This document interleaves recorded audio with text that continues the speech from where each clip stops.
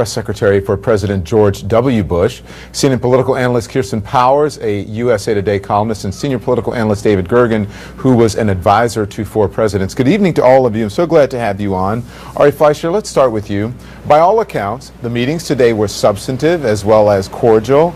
And tonight, Donald Trump tweeted a fantastic day in D.C., met with President Obama for the first time. Really good meeting, great chemistry. Melania liked Mrs. O a lot. As someone who worked in the White House, how important is that, to the incoming staff?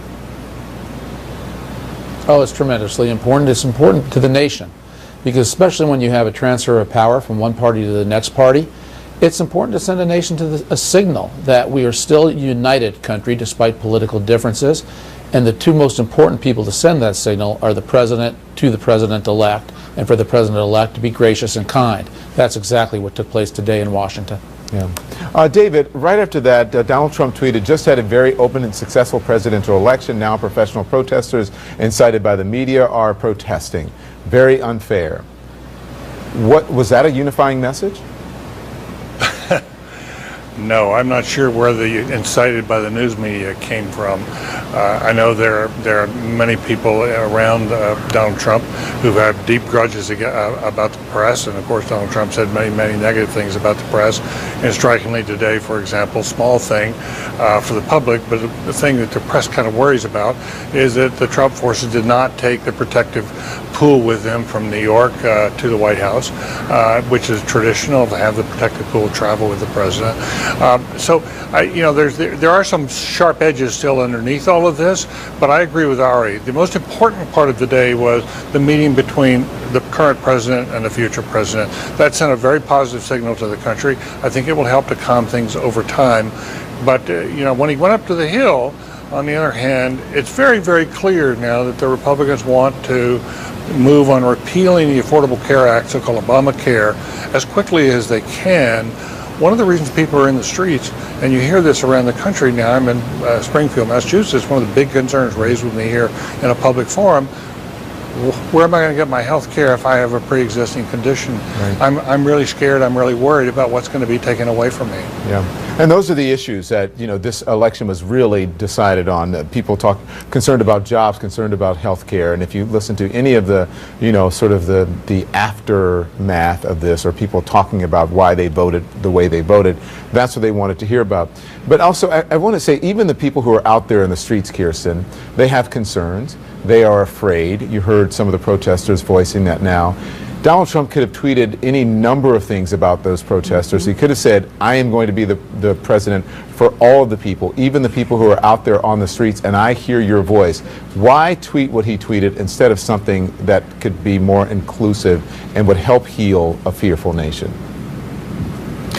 Right. Well, look, and he tweeted this as I think most commentators today have been praising him. Even people who didn't support him have been praising him for having a very sober, respectful approach when he met with President Obama today. And it seemed to be setting expectations that perhaps we could see a different kind of Donald Trump. And, no sooner did that conversation happen than he sends out this tweet. And it's calling them professional protesters, suggesting that the media has incited them. That's very loaded language. It's really kind of demeaning the protesters who do have legitimate complaints, and they're mostly peaceful protesters. And this is a democracy. We like protesters. We like it when people come out and express their views peacefully. And I think it would behoove him to acknowledge that and not try to, kind of slander them, frankly. Mm-hmm. Let's talk about some of the people he may put in and talk about his message, Ari, because the feelings, as you can see, are still raw. For more than half of the voters in the country who voted for Hillary Clinton, they're still raw. Everyone is singing Kumbaya right now, but CNN has confirmed that Donald Trump is considering Steve Bannon as his chief of staff. What kind of message would that send, if that is indeed true? Because we don't know for sure now.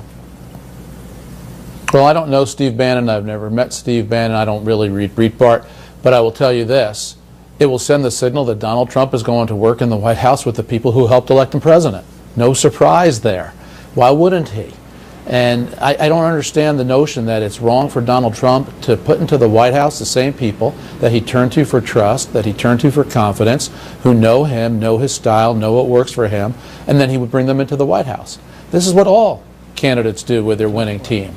Certainly President Obama did that with Valerie Jarrett and with the people closest to him. That's what candidates are entitled to do. And I understand some people are more controversial than other people, but presidents get to make those selections, and the voters decide to trust Donald Trump with the power of appointment. Is that, David, is that the same Valerie Jarrett and Steve Bannon? No, on this one I must say I disagree with Ari. Ari, you know as well as I do that White House chiefs of staff do far more than advise the president. They're the most important ambassador, or one of them, that a president has to Capitol Hill, for example. Steve Bannon has written some pretty awful things about members of Congress. He's executive chairman of Breitbart. He's executive chairman of Breitbart. Breitbart sets, is a far right a news site, and it runs pretty tough things. It was command central, of course, for a lot of, and I understand why Donald Trump trusts him. The question is with the judgment that would be shown by bringing someone in who is seen as very controversial and very right. The alternative right is not exactly seen as as an ally of a lot of the conservatives you run with, and I just don't see you becoming a Breitbart fan. Kirsten, I want you to respond. Yeah, I think it sends the absolute worst message imaginable, because Breitbart is, and in Steve Bannon's own words, ground zero of the alt-right. The alt-right isn't even conservative. It's racist. It's anti-Semitic.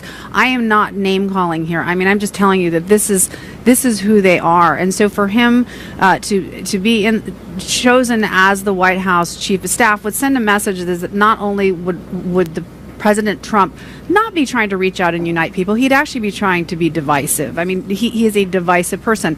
He may be a person that Donald Trump trusts, but that doesn't mean that he necessarily should be the chief of staff. He's also somebody who's really, as David pointed out, is very dedicated to essentially, again in his own words, kind of destroying the Republican Party. So I don't see how that would really work in terms of trying to work with members of Congress and bringing them around to support the president's agenda. All right, stay with me. Lots more to talk about. Ari, you'll get to respond, and we'll talk about other things on the other side of the break.